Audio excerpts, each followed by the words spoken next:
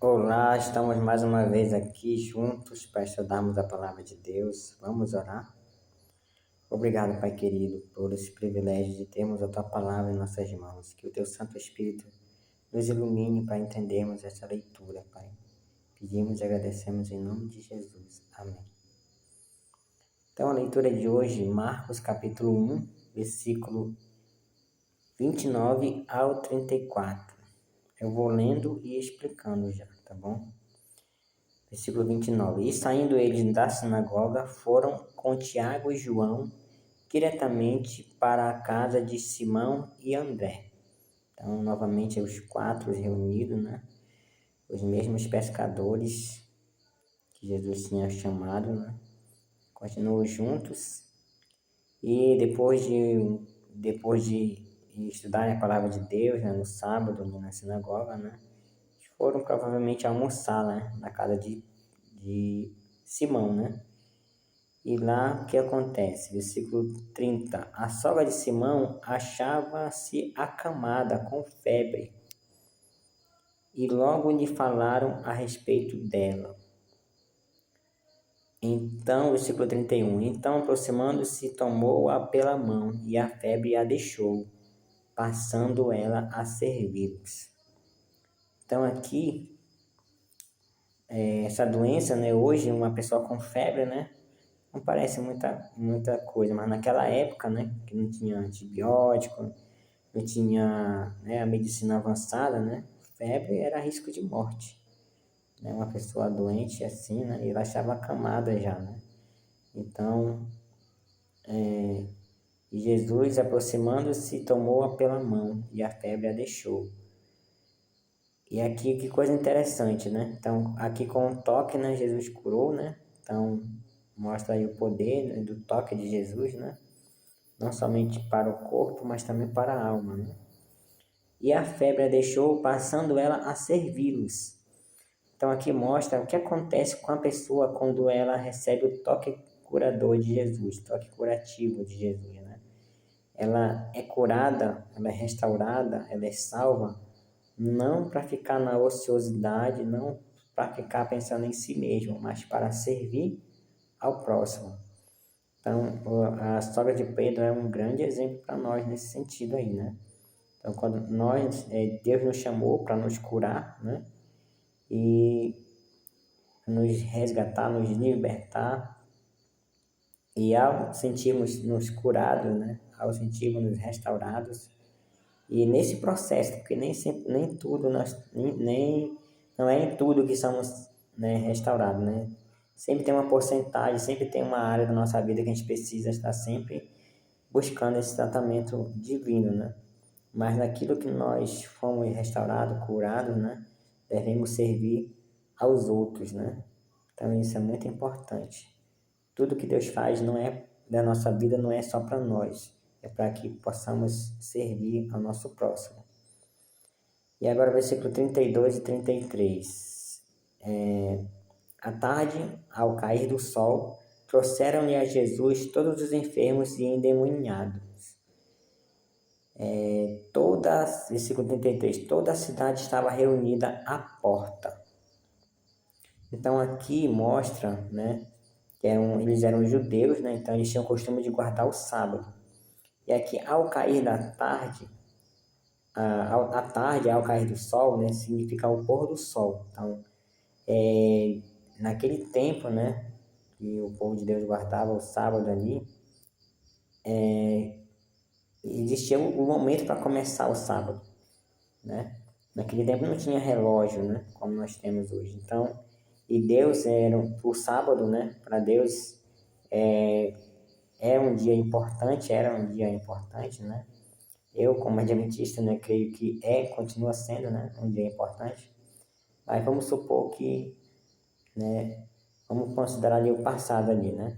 Então, naquele tempo ali, com certeza, sem dúvida alguma, era um dia importante o sábado. Então, Deus não queria que o seu povo iniciasse o sábado à meia-noite. Por quê? Porque à meia-noite o povo estava dormindo. Ele queria que o povo iniciasse o sábado com uma celebração, com culto, com adoração a Deus, né? Então, um horário apropriado era ao pôr do sol. Por quê? Porque o sol era um relógio natural, né? Que mostrava o começo de um novo dia. Então, no pôr do sol, acabava um dia e começava outro, né? O relato da criação fala assim: houve tarde e manhã, o primeiro dia, houve tarde e manhã, o segundo dia. Essa tarde e essa manhã representa a parte escura e a parte clara do dia. Então, segundo a Bíblia, o dia ele começa na parte escura, ou seja, no pôr do sol começa um novo dia. Aí manhã é o levante do sol, é quando o sol nasce, é o nascer do sol, né? Então, do pôr do sol até o nascer do sol é a tarde, a parte escura. E do nascer do sol até o pôr do sol é a manhã, a parte clara, né? Temos outros textos aí, mas a gente vai ter mais oportunidade para falarmos sobre isso, sobre o horário do início do dia naquele tempo, né? Então, o povo, né? Só que tinha um detalhe, né? No caso, a crença do popular ali, né?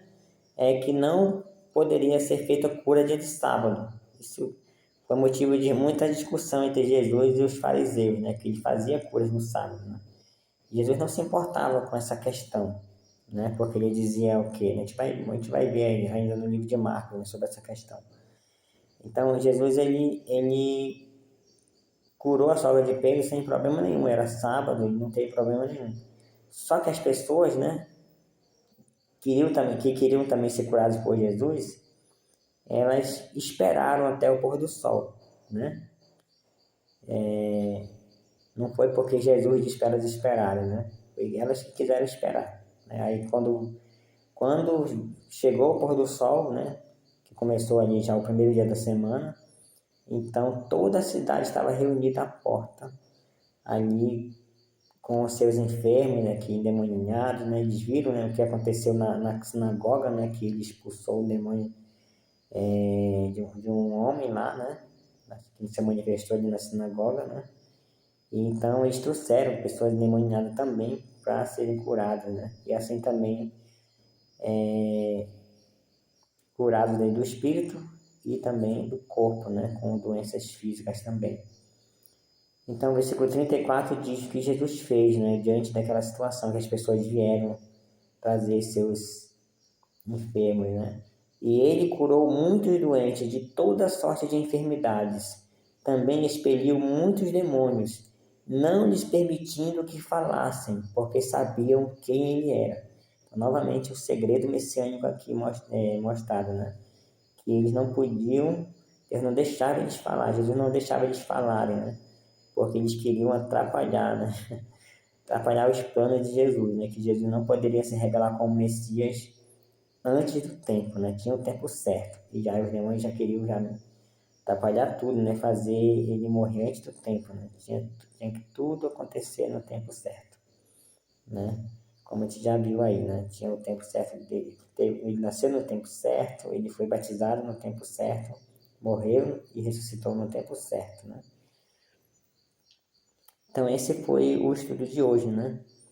Então que nós possamos pegar, especialmente o exemplo que mais ficou marcado aí, né? Foi o exemplo da sogra de Pedro, né? Que ao ser curada, ela começou logo a trabalhar, né? Então, nossa vida tem que ser assim, né? Sem ociosidade, né? Nós somos salvos para servir, certo? E foi o que a sogra de Pedro fez e o que nós também devemos fazer. Amém? Oremos. Obrigado, Pai querido, pelo privilégio, Senhor, que temos de ter a Tua palavra, Senhor.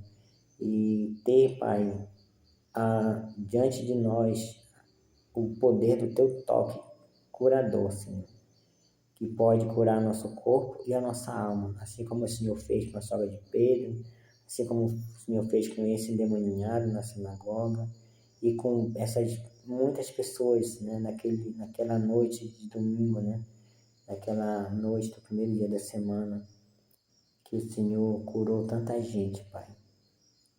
Nós também temos à disposição esse poder, que nós possamos, Pai, lançar mão desse poder para sermos curados, Senhor, de nossas doenças, físicas, mentais e espirituais, Pai. Abençoa nossos familiares, pessoas que nós amamos, Senhor, também, como aquelas pessoas entregaram, Senhor, levaram essas pessoas a Ti. Nós também trazemos a Tua presença, Pai, o nome dessas pessoas, para que o Senhor faça a Sua vontade, Pai. Que cura, que traga libertação, Senhor. E que essas pessoas possam, Pai, em sinal de gratidão também a Ti, Senhor. Fazer como essa mulher, Pai, a sogra de Pedro, Senhor, que logo após ter sido curada, ela passou a servir ao próximo. Obrigado por tudo, fica conosco. É o que nós pedimos e agradecemos em nome do Senhor Jesus. Amém. Amém. Que Deus os abençoe.